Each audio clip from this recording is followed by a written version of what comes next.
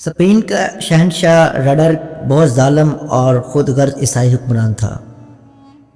جب اس کو حکمرانی ملی تو اس وقت اس کی عمر 80 سال تھی۔ جنگی لحاظ سے وہ بہت تجربے کار اور ذہین آدمی تھا۔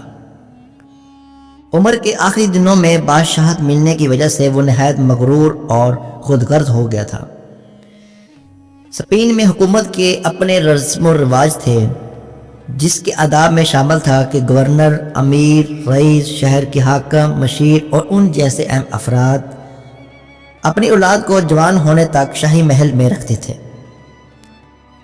جہاں شاہی آداب سکھائے جاتے تھے۔ لڑکے بادشاہ اور لڑکیاں ملکہ کی خدمت میں رہتی تھیں۔ ایک دن اسپین کا ایک عیسائی سردار کاؤنٹ جولین افریقہ کے مسلمان گورنر موسیٰ بن نصیر کے دربار میں آیا اور روتے ہوئے التجا کی، اے مسلمانوں کے بہادر حاکم، میری مدد کرو، مجھے میرے بادشاہ نے برباد کر دیا ہے، وہ میری عزت کا دشمن ہو چکا ہے، برائے مہربانی میری مدد کرے۔ موسیٰ بن نصیر نے نہایت اطمینان سے کہا، جولین، تم اپنے حالات نہایت سکون سے بتاؤ، تمہاری ہر ممکن مدد کی جائے گی۔ موسیٰ بن نصیر نے کاؤنٹ جولین کو تسلی دیتے ہوئے کہا، اب تم ہماری پناہ میں ہو، اور جو شخص ہماری پناہ میں آ جاتا ہے اس کی حفاظت کرنا ہمیں خوب آتا ہے۔ جولین نے فریاد کی، اے مسلمانوں کے گورنر، آپ فوراً اسپین پر حملہ کر دیں، وہاں کے لوگ آپ کی دل سے مکمل حمایت کریں گے، ان لوگوں کو ظالم حکمران سے نجات دلائیں۔ موسیٰ بن نصیر نے کاؤنٹ جولین سے اصل بات پوچھی کہ رڈرک اتنا ظالم کیوں ہے اور تم کو اس سے کیا خوف ہے؟ جولین نے بتایا، چونکہ اس کے علاقے میں تمام لوگ اپنی اولاد کو شاہی محل میں بھیج دیتے ہیں تاکہ وہ شاہی آداب سیکھیں۔ اس نے بتایا کہ میری بیٹی بھی شاہی محل میں پرورش پائی تھی، اصولی طور پر رڈرک کو اسے اپنی بیٹی سمجھنا چاہیے تھا، مگر اس 80 سالہ بوڑھے نے میری بیٹی سے شادی کرنے کا اعلان کر دیا ہے۔ میں اس طاقتور حکمران کا مقابلہ نہیں کر سکتا، اس لیے میں نے کامیاب چال چلی اور رڈرک کے دربار میں حاضر ہو کر درخواست کی کہ میری بیٹی اپنی ماں سے ملنا چاہتی ہے، اور میری بیٹی کی ماں اس کی جدائی میں سخت بیمار ہے، وہ مرنے سے پہلے اپنی بیٹی کو ایک نظر دیکھنا چاہتی ہے۔ ظالم نے میری بات کا یقین کر لیا اور میری بیٹی کو اس ظالم بوڑھے حکمران سے چھڑوا کر ایک محفوظ قلعے میں لے آیا ہوں، جہاں میری بیٹی اپنے اوپر ہونے والے تمام مظالم کی داستان سناتی ہے، جس کو سن کر مجھے اس ظالم کا وجود اس زمین پر بوجھ لگنے لگتا ہے۔ میں اپنی بیٹی کے ساتھ اس ظالم کا شکار ہونے والے تمام لوگوں کی مدد کرنے کی نیت سے آیا ہوں۔ اے مسلمانوں کے بادشاہ، آپ کے پاس آیا ہوں۔ موسیٰ بن نصیر اپنے قریبی ساتھیوں سے مشورہ کیے بغیر اسپین پر حملہ نہیں کرنا چاہتا تھا، لیکن اسے یہ بھی علم تھا کہ اللہ تعالیٰ کی مظلوم مخلوق کو تنگ کرنے والے کی کیا سزا ہونی چاہیے۔ اس لیے موسیٰ بن نصیر نے اپنے قریبی ساتھیوں سے مشورہ کر کے دربار خلافت کی طرف ایک تیز رفتار قاصد بھیجا تاکہ وہ جنگ کی اجازت لے کر فوراً واپس آ جائے۔ کاؤنٹ جولین نے موسیٰ بن نصیر کو یہ بھی یقین دہانی کروائی کہ اگر مسلمانوں نے اسپین پر حملہ کیا تو وہ قلعہ سبتہ کی چابیاں مسلمانوں کے حوالے کر دے گا۔ قلعہ سبتہ بہت اہم قلعہ تھا، اس کو یورپ کی چابیاں کہا جاتا ہے۔ یہ قلعہ اتنا مضبوط تھا۔ موسیٰ بن نصیر نے کاؤنٹ جولین کو ہر ممکن تعاون کی یقین دہانی کروائی اور دربار خلافت میں روانہ کیے ہوئے قاصد کی واپسی کا انتظار کرنے لگ۔ ناظرین، اس وقت ولید بن عبد الملک مسلمانوں کے خلیفہ تھے۔ موسیٰ بن نصیر نے اپنے خاص بندوں کو اسپین کی حالات جاننے کے لیے بھیجا تاکہ کاؤنٹ جولین کی باتوں کی سچائی معلوم ہو سکے۔ اگر اسپین کے حالات واقعی بہت خراب ہیں تو پھر پوری تیاری کے ساتھ اسپین پر حملہ کیا جانا چاہیے۔ اس طرح اسلام کو اسپین تک پلایا جا سکتا ہے اور ظالم کے ظلم کا شکار مجبور لوگ بھی نجات پا لیں گے۔ اسپین پر کئی سو سال تک کسی نے حملہ نہیں کیا تھا۔ اسپین کے حکمران سمجھتے تھے کہ ان کے پاس ایسی طاقت ہے جس کی وجہ سے کوئی بھی ان پر حملہ نہیں کر سکتا۔ پھر وہاں کی آب و ہوا بھی کچھ ایسی تھی کہ غیر ملکیوں کو راس نہیں آتی تھی، اس لیے اسپین پر حملہ کرنے کی کسی کو کوئی ضرورت نہیں تھی۔ لہذا اسپین کے لوگ خود کو غیر ملکی حملے سے محفوظ سمجھتے تھے اور دفاعی انتظامات پر کوئی خاص توجہ بھی نہیں دیتے تھے۔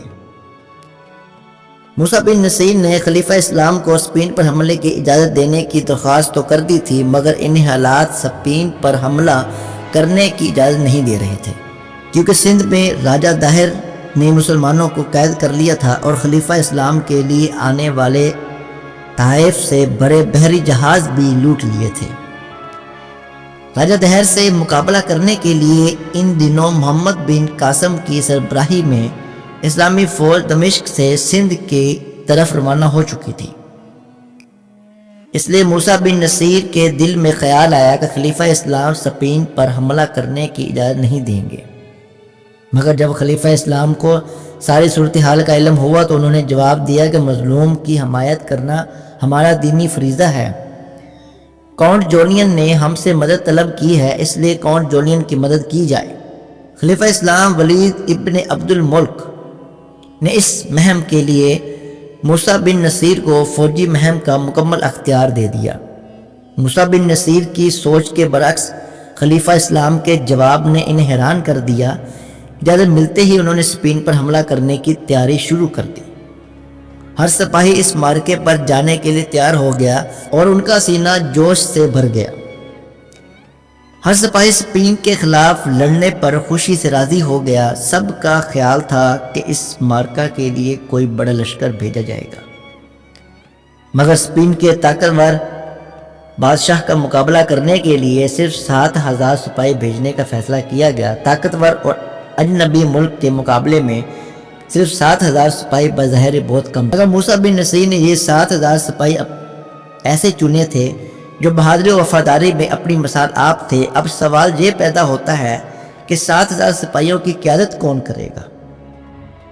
اسلامی فوج میں سینکڑوں تجربہ کار اور دلیر سپہ سالار موجود تھے، جنہوں نے موسیٰ بن نصیر سے درخواست بھی کی کہ ان کو سپہ سالار بنایا جائے۔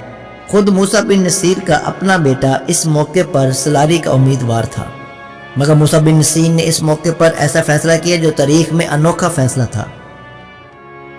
انہوں نے اسپین کو فتح کرنے کے لیے 7,000 سپاہیوں کے لشکر کا قائد ایک ایسے شخص کو بنایا جو نو مسلم، برابر اور آزاد کردہ غلام تھا۔ وہ غلام خود اس فیصلے پر حیران تھا۔ اس خوش نصیب انسان کا نام طارق بن زیاد تھا۔ سب لوگ اس فیصلے پر حیران تھے کیونکہ موسیٰ بن نصیر نے اپنے سکے بیٹے پر اس نو مسلمہ آزاد کردہ غلام کو ترجیح دی تھی۔ بے شک اسلام میں انسانی واقعہ کی یہ لاجواب مثال تھی۔ موسیٰ بن نصیر طارق بن زیاد کے نائب کا عہدہ مغیث رومی کو دیا، جو عمر میں طارق بن زیاد سے بڑے اور خاندانی مسلمان تھے۔ انہیں اندازہ تھا کہ طارق بن زیاد کی نظر بہت بلند اور مستقل مزاج ہے۔ طارق بن زیاد نے سپہ سالاری ملنے پر اللہ رب العزت کی بارگاہ میں دعا کی، اے مالک کے دو جہاں، مجھے ہمت اور توفیق عطا فرما۔ جو ذمہ داری مجھے دی گئی ہے اس کو پورا کرنے کی ہمت دے۔ طارق بن زیاد کو اسپین پہنچنے کے لیے سمندر پار کرنا تھا۔ تمام سپاہی اپنے سپہ سالار کی قیادت میں سمندر کا سینہ چیرتے ہوئے منزل کی طرف روانہ ہو گئے۔ اسپین کے ساحل پر جہاں لشکر نے پڑاؤ کیا، اس پہاڑی کا نام جبل طارق پڑ گیا، جس کو انگریزی زبان میں جبلاٹر کہتے ہیں۔ اسپین کی طرف سفر کرنے سے پہلے طارق بن زیاد کو ایک مبارک خواب دکھائی دیا، جس میں نبی کریم صلی اللہ علیہ وآلہ وسلم نے اسپین کو فتح کرنے کی بشارت دی تھی۔ یہ 5 رجب 92 ہجری کا دن تھا جب اسلامی فوج اسپین کے شہر پر اتری۔ اس وقت بحری جہاز نہیں ہوتے تھے، صرف بحری کشتیاں ہوا کرتی تھیں۔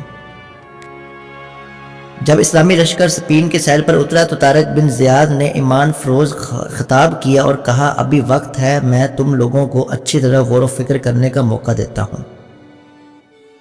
میں تم سب کو بتا دوں کہ یہ معمولی مہم نہیں ہے، ہم یہاں اجنبی ہیں، یہاں کے راستوں کا ہمیں علم نہیں ہے، ہر طرف مختلف مشکلات پیش آ سکتی ہیں، ہم تعداد میں بہت کم ہیں، جبکہ عیسائیوں کے پاس بھاری جنگی سامان ہے۔ میں تم پر سختی نہیں کرتا، اچھی طرح سوچ لو اور فیصلہ کر لو، ابھی وقت ہے، میں تم میں سے جو واپس جانا چاہتا ہے اسے جانے کی اجازت دیتا ہوں۔ اسلامی لشکر ایمانی جذبے سے بھرپور تھا، ارادے مضبوط تھے۔ طارق بن زیاد نے اپنے سپاہیوں کا حوصلہ بلند دیکھا تو اس نے شجاعت اور حکمت عملی کی انمول مثال قائم کی۔ لشکر اسلامی کے سپہ سالار نے نہایت جوش سے حکم دیا کہ جس کشتیوں پر سوار ہو کر ہم یہاں آئے ہیں ان سب کو آگ لگا دی جائے۔ اسلامی لشکر نے اپنے سپہ سالار کے حکم پر کسی بھی قسم کا اعتراض نہ کیا اور فوراً تمام کشتیوں کو جلا ڈالا۔ دیکھتے ہی دیکھتے تمام کشتیاں جل کر راکھ بن گئی، سمندر کے پانی میں ڈوب گئی۔ طارق بن زیاد نے اپنے سپاہیوں کو واپس جانے کا موقع تو دیا تھا، مگر تمام لوگ جہاد کے جذبے سے یہاں آئے تھے، اس لیے انہوں نے واپس جانے کی بجا لڑنے کو ترجیح دی۔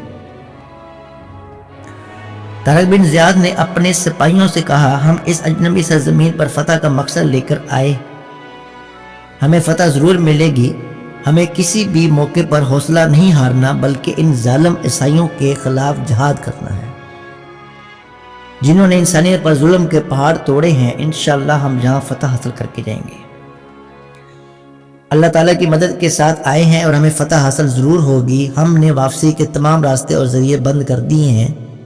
اپنے سپہ سالار کا خطاب سن کر اسلامی لشکر کے سپاہیوں کو ایک نیا ولولہ اور جذبہ ملا۔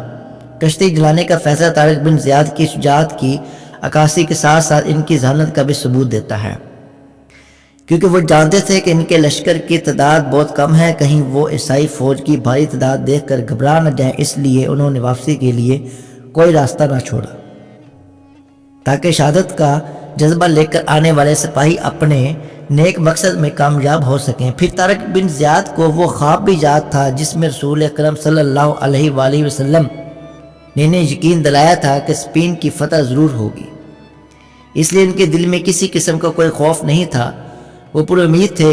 پھر اسلامی لشکر کا ہر سپاہی یہ جان چکا تھا کہ ہم نے اسپین کو ہر حال میں فتح کرنا ہے۔ اب ہمارا ایک ہی مقصد تھا، فتح یا شہادت۔ ابھی طارق بن زیاد ارد گرد کے ماحول اور خوبصورت مناظر کو دیکھ رہے تھے جس سے اسلامی لشکر کے دلوں میں اس خطے کی خوبصورتی بس چکی تھی۔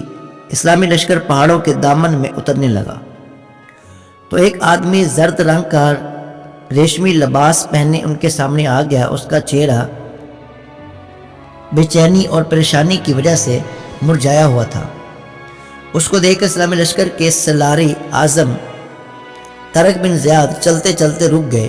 انہوں نے اپنے قریبی ساتھی اور مشیر مغیث الرومی اور جو عیسائی لگتا ہے مغیث الرومی نے آنے والے آدمی کو غور سے دیکھا اور ہاں کا اشارہ کر دیا۔ طارق بن زیاد نے اسے کہا کہ وہ آدمی کے پاس جائے اور اس کے آنے کا مقصد پوچھے۔ مغیث الرومی آنے والے شخص کی جانب بڑھا اور اس سے تھوڑی دیر بات چیت کر کے اس کو اپنے ساتھ لے کر اپنے سالار اعظم طارق بن زیاد نے سوالیہ نظروں سے اس آدمی کی طرف دیکھا تو اس نے ہاتھ جوڑ کر کہا، میں ایک درخواست لایا ہوں، اگر آپ میری مدد کریں تو آپ کا مجھ پر سمیت پوری انسانیت پہ احسان ہوگا۔ طارق بن زیاد نے مسکراتے ہوئے اس سے کہا، اپنی ساری بات کھل کر بتاؤ، کیونکہ مظلوموں کی مدد ہی کے لیے ہم یہاں آئے ہیں۔ آنے والے آدمی نے اپنا نام امامن بتایا اور نہایت ہی غمناک آواز میں کہا، میں عیسائی ہوں، ہمارے ظالم بادشاہ رڈرک کے ساتھیوں نے میری ساری دولت چھین لی ہے، انہوں نے میری دولت لوٹنے کے بعد میری اکلوتی بیٹی کو بے گواہ کر لیا ہے۔ یہ کہہ کر امامن کی آواز بھر گئی، اس کی آنکھوں سے آنسو جاری ہو گئے۔